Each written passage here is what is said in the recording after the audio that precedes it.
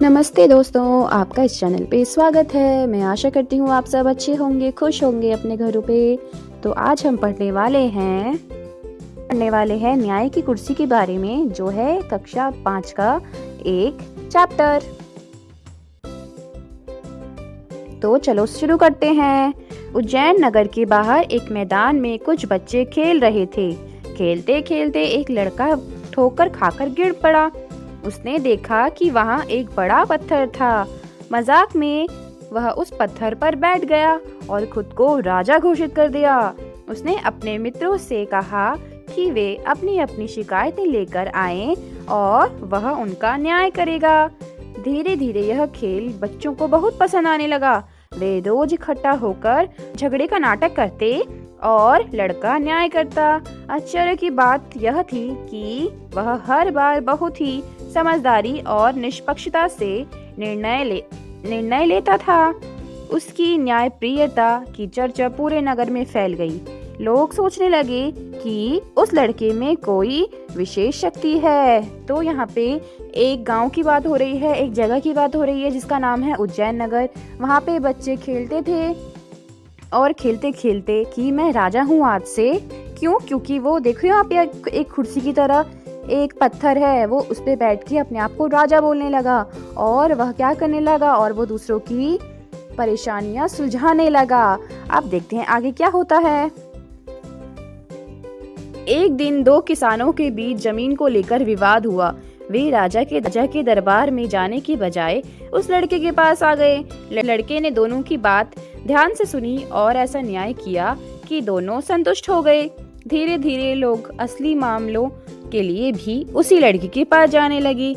यह बात राजा तक पहुंची। राजा को क्रोध आया और उसने स्वयं जाकर सच्चाई जानने का निश्चय किया।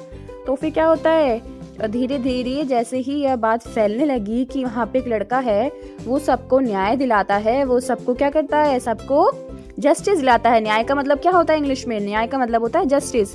वो सबको जस्टिस दिलाता है। जैसे कि यहाँ पे लिखा है कि दो किसानों की लड़ाई हो गई थी जमीन को लेकर, तो उसको सुलझाया किसने? इस लड़के ने सुलझाया। तो वैसे ही पूरे सब जगह ये बात फैलने लगी कि वह लड़का बहुत अच्छा निर्णय लेता है, बहुत अच्छा फैसला लेता है और सब संतुष्ट भी हो जाते उसके फैसले से। तो फिर यह बात राजा तक पहुंची। राजा ने बोला कि ऐसा कौन सा बच्चा है, जरूर उसमें कुछ दैवीय शक्तियां होंगी, तभी ये ऐसा निश्चय ले पाता है। तो वह जांचने के लिए आ गया वहाँ पे।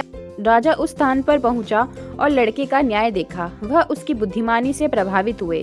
तभी पता चला कि जिस पत्थर पर बैठकर लड़का न्याय करता है वह साधारण पत्थर नहीं, बल्कि प्राचीन काल के महान राजा विक्रमादित्य का सिंहासन है, जो जमीन में दबा हुआ था। राजा ने उस सिंहासन को खुदवा कर बाहर निकलवाया।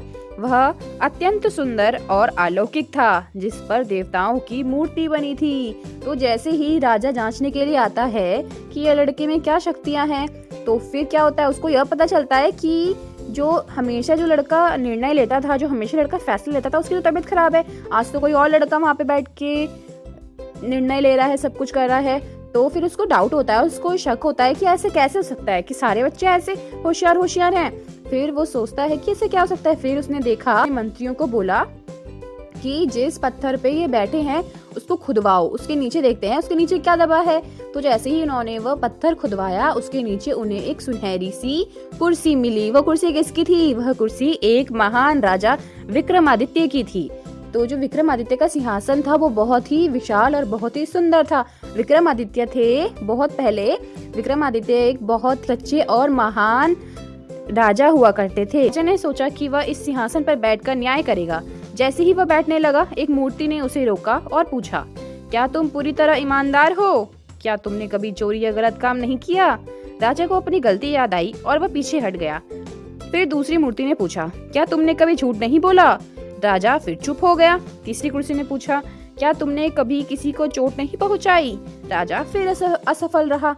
तो जैसे ही जो कुर्सियां होती हैं, इनमें 3 मूर्तियां होती हैं। जो है वो बेईमान था, वो ईमानदार नहीं था, उसने चोरी भी करी थी, उसने झूठ भी बोला था और उसने दूसरों को चोट भी पहुंचाई थी। तो इसी सब का प्रायश्चित करने के लिए राजा 2-2 दिन का उपवास रखता कि मैं 2 दिन उपवास रखता हूँ, फिर मेरी गलती सारी माफ हो जाएगी और जो है कुर्सी मुझे अपने पे बैठने देगी। तो ऐसे करता है। तो धीरे धीरे करके क्या होता है, जो कुर्सी पर बनी हुई मूर्तियां होती है वो आसमान की तरफ उड़ने लगती है। जैसे जैसे वह क्वेश्चन पूछती हैं अपने, वो जैसे सवाल पूछती हैं और राजा उनमें खड़ा नहीं उतरता तो वो उड़ के जाने लगती है आसमान की तरफ। वैसे ही आगे क्या होता है, अंत में चौथी मूर्ति ने कहा कि इस सिंहासन पर वही बैठ सकता है जो पूरी तरह निष्कलंक और सच्चा हो। राजा ने समझ लिया कि वह इस योग्य नहीं है। जैसे ही राजा ने बैठने की कोशिश की, सिंहासन उड़कर आकाश में चला गया। राजा निराश रह गया। तो वैसे ही जब चौथी मूर्ति ने सवाल पूछा राजा से, तो बोला कि इस कुर्सी पर वही बैठ सकता है जो एकदम सच्चा हो और जिसके दिल में कोई भेद ना हो किसी के लिए, कोई निष्कलंक ना हो किसी के लिए, जिसने कोई गलत काम नहीं किए हो।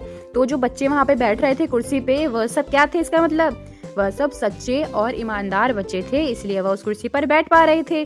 तो फिर अब राजा ने बोला कि मैं तो राजा हूँ, मैं तो बैठ के रहूंगा, मुझे कैसे रोक सकते हैं ये लोग।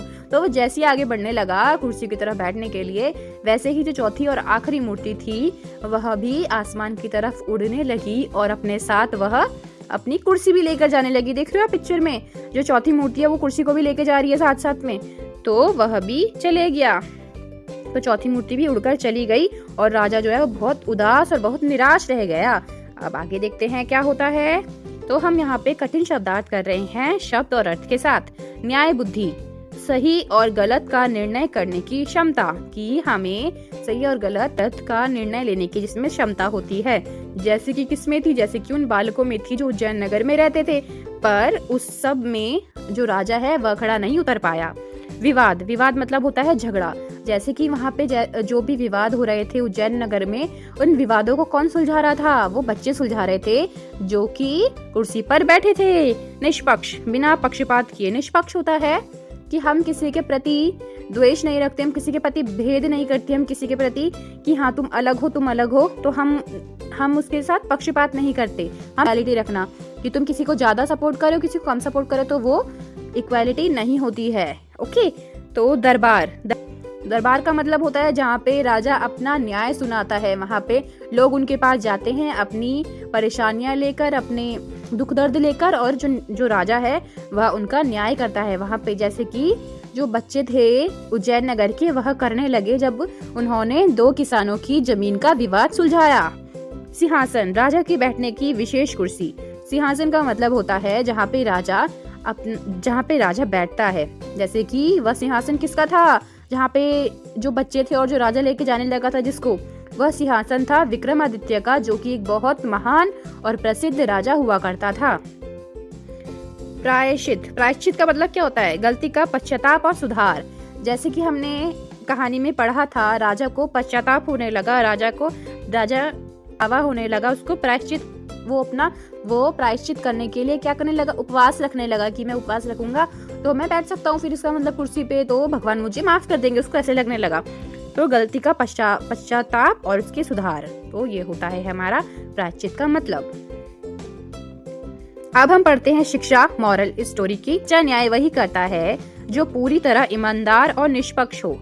सच्चा न्याय, सच्चा जस्टिस, ट्रू जस्टिस वही कर सकता है जो कि ईमानदार और निष्पक्ष होता है। ईमानदार का मतलब इंग्लिश में क्या होता है, ईमानदार मतलब जो ट्रस्टवर्दी हो, जो हम सच बोले, जो ऑनेस्ट हो वो, और निष्पक्ष मतलब कि जो किसी के साथ पक्षपात ना करे, जो इक्वालिटी में बिलीव करे कि सबके साथ एक जैसा हमें व्यवहार करना चाहिए, वही सच्चा न्याय और सच्चा राजा होता है। केवल पद या शक्ति से कोई महान नहीं बनता, बल्कि चरित्र और सच्चाई से महानता आती है। केवल जैसे कि हमने स्टोरी में पढ़ा था, राजा जो था उसका बहुत बड़ा पद था, उसकी बहुत शक्तियां थी, पर वह महान आदमी नहीं था क्योंकि उसने चोरी करी, झूठ बोला और उसने लोगों को चोट भी पहुंचाई, तो वह महान व्यक्ति नहीं है, बल्कि जो अच्छे थे, सच्चे थे, वह लोग महान हैं। जैसे कि वह बालक जिनका चरित्र और वह सच्चाई भी थी उनके अंदर। तो हमें यह पता चलता है मॉरल ऑफ द स्टोरी से। और नेक्स्ट हमारा, अपने दोषों को स्वीकार करना ही सच्ची बुद्धिमानी है। जैसे कि राजा ने लास्ट में अपने दोषों को स्वीकार भी करा था। जब मूर्तियों ने उससे पूछा कि आपने ये किया, तो उसने गलतियों को स्वीकार भी किया कि हाँ मैंने किया है, तो वह सच्ची बुद्धिमानी थी उसकी कि उसने झूठ नहीं बोला, सच मूर्तियों को बोला कि हाँ मैंने ये सब किया है। तो बच्चों, आज के लिए इतना ही।